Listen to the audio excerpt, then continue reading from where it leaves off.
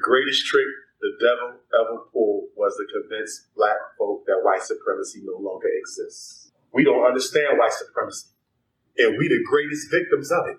How you been under the white man for 500 years and you still don't understand white supremacy? Some of y'all think white supremacy means white people got to hate you. Some of y'all think white supremacy means that white folks are ignorant of how great we were back in Egypt. Some of y'all think white supremacy means that the white man didn't accept Jesus or Muhammad yet. White supremacy ain't got nothing to do with emotions. The best white supremacists love being around black folks. They come in your meetings, live in your neighborhood, smile in your face, because white supremacy ain't got nothing to do with emotion. White supremacy only got to deal with one thing: power. Do we control the resources of Reno? They could like you personally. Your white girlfriend at work, she likes you. But guess what? Her sister needs a job. And it just so happens her sister do what you do. She's going to set your ass up to get written up and fired to give her sister the job. It wasn't personal, baby. It was business. You better stop thinking every white man that frowns is an enemy and everyone that smiles is a friend. As far as I'm concerned, the one who tell you that he don't like you is a friend because he let you know what he about. I'm working on a book right now, Introduction to White Supremacy for Black Children. Because y'all not teaching our kids about racism. Black boys are learning about racism on their own by the way they being treated because the mommy, I don't want to teach him about that because he might hate white folks. But it's okay for white folks to hate him, though. You ain't got to teach your son to hate. I'm not going to teach him to hate. That's an emotion. We ain't got time for emotions. I want our kids to deal with white folks the way they deal with us. It's just business. Well, you gave a black man a job before you gave me a job. I know. You okay with me, white boy? But he belongs to my race. He come first. It ain't personal. We can still listen to Eminem. It's just business. See, I got to mature your political understanding. That's why y'all be, well, that white person was so nice to me. It wasn't about that. Black man, she might sleep with you every night. But guess what?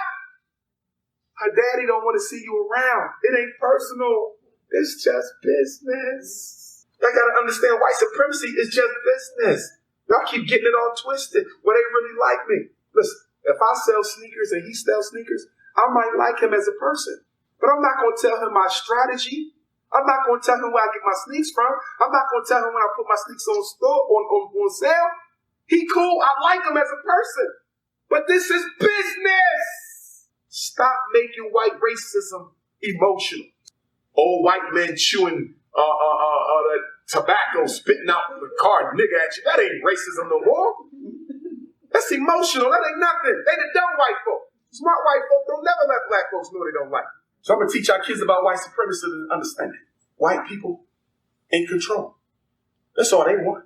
You talking about something? Well, if we teach them how great we was in Africa, they will like us. Shh. Do you realize?